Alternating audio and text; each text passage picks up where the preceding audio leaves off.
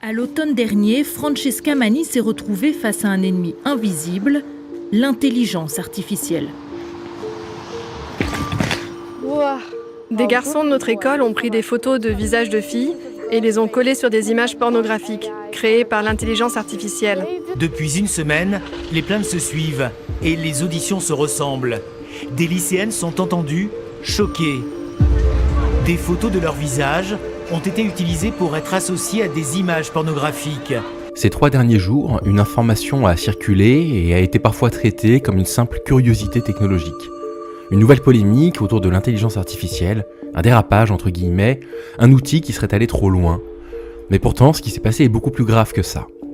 L'IA Grok, codée par Elon Musk et ses équipes pour Twitter, a généré et partagé à la demande d'internautes des deepfakes représentant des femmes dénudées. Des images sexuelles, produites sans consentement, à partir de photos de femmes bien réelles. Ça n'est ni une anecdote, ni un accident isolé, et ça n'est certainement pas un simple problème technique, c'est illégal. C'est une violence, et c'est un symptôme très clair de la manière dont les technologies actuelles continuent de servir des rapports de domination anciens. Créer des contenus porno à l'aide de l'intelligence artificielle qui répondent à des fantasmes sur mesure n'a jamais été aussi simple. Ça veut dire qu'il existe une utilisation plus malsaine, forcément. Évidemment, car il n'y a plus de limite. Aujourd'hui, si quelqu'un veut créer un film généré par l'IA qui met en scène un viol, il peut le faire, même avec des moins de 18 ans, des mineurs. Une étude anglaise montre que les images de violences sexuelles sur des mineurs générées par l'IA ont augmenté de 380% en 2024. Dernièrement, certains se sont aussi amusés à créer des deepfakes porno de fausses influenceuses atteintes de trisomie 21. Ils ont monté un véritable business sur OnlyFans autour de ces contenus. Il y a même eu un forum Reddit où des utilisateurs se partageaient ces images. Il a été fermé depuis. Un deepfake sexuel, ce n'est pas une image fantaisiste, ce n'est pas un jeu et ça n'est pas une projection abstraite. C'est une mise à nu forcée, produite sans le consentement de sa cible, à partir du visage, du corps ou de l'identité d'une femme réelle, parfois connue ou parfois anonyme. Dans l'immense majorité des cas, les victimes sont des femmes, les demandeurs sont des hommes, et les usages sont explicitement sexuels, humiliants ou coercitifs. Ce type de deepfake ne parle pas de désir, il parle de pouvoir. Ce qui est en jeu, ce n'est pas seulement l'image qui est produite, c'est le message qui est envoyé. Ton corps ne t'appartient plus. Même quand la femme n'a jamais posé nue, même quand elle n'a rien demandé, même quand elle n'est même pas au courant. Les deepfakes sexuels fonctionnent comme une agression symbolique, mais dont les effets sont concrets. Honte, peur, perte de contrôle sur sa propre image, etc. Mais surtout, ils normalisent l'idée que les femmes sont des matières premières visuelles disponibles à la demande des hommes. Comme toujours, ou presque, dans ce type d'affaires, les victimes sont des filles, de jeunes filles ici, 11 mineurs et une jeune majeure. Une partie d'entre elles est scolarisée au collège de l'Immaculée Conception à Saint-Hilaire-du-Harcouët. Les premières plaintes de parents ont été déposées en début de semaine dernière à la gendarmerie, mais le mal est fait, ces vidéos ont circulé et circulent probablement toujours. Il faut être très clair. Produire, partager ou diffuser des images sexuelles d'une personne sans son consentement, c'est un délit dans de nombreux pays. Ce cadre juridique existe parce que ces pratiques font des dégâts réels. Ce n'est pas une question de morale abstraite, c'est une question de protection des femmes. Quand une plateforme ou une intelligence artificielle permet cela, même en répondant à une simple requête, entre guillemets, elle ne se contente pas d'observer le problème. Elle l'automatise. Dire ce n'est pas une vraie photo ou ce n'est qu'une simulation est une stratégie d'évitement. Parce que les conséquences, elles, ne sont pas simulées. Campagne de cyberharcèlement, chantage, atteinte à la réputation, retrait de l'espace public, etc.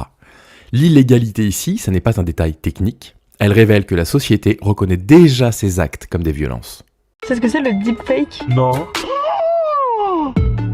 Des photos de vous nus, des photos de vous en train de faire une fellation. La création de deepfakes pornographiques aujourd'hui est ultra accessible. Enfin, je sais pas si vous vous rendez compte de l'ampleur du problème. C'est-à-dire que maintenant, le deepfake, c'est beaucoup Madame Tout-le-Monde. This is sexual violence. Est-ce que vous aimeriez qu'on vous fasse ça à vous ? Il faut observer les effets à long terme de ces pratiques. Quand une femme sait que son image sur Internet peut être à tout moment détournée, sexualisée, dénudée et diffusée sans qu'elle n'ait le moindre contrôle dessus, qu'est-ce qu'elle peut faire ? Hésiter, se censurer elle-même. Elle pourrait réfléchir à 2 fois avant simplement de prendre la parole en public, de poster une photo d'elle, d'apparaître dans une vidéo, de s'engager, de militer, de s'engager politiquement. Bref, les deepfakes sexuels agissent comme une menace permanente, silencieuse mais omniprésente. Si tu prends trop de place, ton corps sera utilisé contre toi. Et ça n'est pas un hasard si les femmes les plus ciblées sont des militantes, souvent féministes, des journalistes, des responsables politiques, des créatrices de contenu, etc.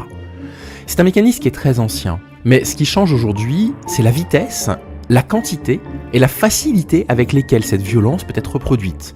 Et résultat, l'espace public se masculinise sur Internet, non pas parce que les femmes ne veulent pas y être, mais parce qu'on rend le coût de leur présence élevé.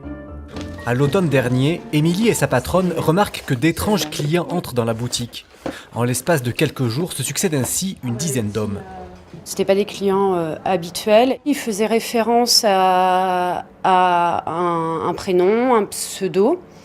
Ils parlaient également de tarifs. Ce n'est que plus tard qu'Émilie comprend, prévenue par une cliente. Des photos et une vidéo d'elle à caractère pornographique circulent sur des sites de prostitution. Selon la jeune femme, il s'agit de montages utilisant son propre visage. On appelle cela des deepfakes, des trucages réalisés par intelligence artificielle. Mais le mal est fait, toute la commune est au courant. Émilie n'ose plus sortir en ville. Il faut assumer les mots, c'est une forme de terrorisme patriarcal. Non pas parce qu'il s'agit de bombes ou de violences très spectaculaires, mais parce qu'il s'agit de gouverner par la peur d'être sexualisée ou humiliée ou réduite simplement à un corps. Et il y a un point que nous devons absolument regarder en face. Ces IA, elles n'ont pas inventé cette violence. Elles ont été entraînées pour la reproduire. Crée ta propre meuf IA gratuitement aujourd'hui et prends totalement le contrôle sur elle. Ces meufs en IA sont entraînées pour obéir et te satisfaire. La seule limite est ton imagination. Là, par exemple, vous entendez une pub pour un générateur d'images porno que l'on peut voir sur des sites très visités comme Pornhub. Et il y en a des centaines sur le même modèle. Il suffit de taper IA Porn Generator dans Google pour tomber sur des sites qui compilent les meilleurs logiciels. Une intelligence artificielle ne sort pas des images sexuelles de femmes par magie. Elle le fait parce qu'elle a été nourrie de millions d'images sexualisées, de représentations pornographiques ou encore de contenus produits dans un monde déjà profondément misogyne. En somme, si une IA sait déjà dénuder des femmes, c'est qu'on lui a appris que les femmes sont dénudables, et ça n'est pas un bug. C'est un choix industriel, c'est un choix politique. Quelqu'un, quelque part, a décidé que le consentement n'était pas prioritaire. Que la dignité des femmes était un dommage collatéral acceptable, que la performance technologique valait plus que la sécurité des personnes. L'IA est devenue un outil de domination de masse. Elle automatise et industrialise des violences qui existaient déjà, mais à une échelle jamais vue. Première fois, quand j'ai vu ces premières photos apparaître, c'est très perturbant parce que autant il y a des photomontages qui sont très mal faits. Et donc dans ces moments-là, quand c'est mal fait, on a un peu plus de recul parce que comme on voit directement que c'est faux, parfois c'est juste vraiment pour le faire très cliché, une photo qui est juste, on cadre la tête, on vient la poser sur un corps et en fait on voit l'ancien décor, etc. Et donc dans ces moments-là, on arrive un peu à se dire, ok, bon, là c'est très faux, ça se voit, et on a un peu plus de recul. Mais quand les deepfakes sont très bien faits, c'est-à-dire que vraiment, on prend des photos de nous, moi je revois vraiment des photos où j'ai une brassière de sport, et il y a des gens qui arrivent à complètement retirer la brassière, on ne voit plus l'ombre de ce que j'avais sur le haut, à recréer une poitrine qui en plus se colle tellement bien à mon corps, dans le sens où j'ai pas une très forte poitrine. Face à ça, la question qu'il faudrait qu'on se pose, ça n'est pas simplement qu'est-ce qui est en train de faire l'IA. La question qu'il faudrait qu'on se pose, c'est qui est responsable de ça. Déjà, les entreprises qui développent cette technologie ne peuvent plus se cacher derrière l'innovation ou la neutralité. Elles choisissent volontairement certaines données, des garde-fous, des limites, ce qui est autorisé ou non. Dire on ne savait pas, ça n'est plus crédible. Ça fait des années que les féministes alertent sur ce genre de sujet. Mais la résistance ne repose pas uniquement sur les victimes, elle est aussi collective. Ça passe par nommer clairement ces pratiques comme étant des violences, refuser de les banaliser ou de les tourner en dérision, soutenir les femmes ciblées publiquement, exiger des cadres juridiques contraignants, et puis surtout dénoncer les hommes qui ouvertement font la demande à ces intelligences artificielles de dénuder des femmes à leur insu. Tout ça va passer par un acte profondément politique, en particulier pour les hommes. Il faut continuer à être là. Il faut continuer à parler, à créer, à occuper l'espace et à montrer notre désapprobation collective. Parce que chaque femme réduite au silence, c'est une victoire pour le patriarcat. Et chaque prise de parole pour aller à l'encontre, malgré tout, c'est une forme de résistance. Be made using just one photo of someone's face.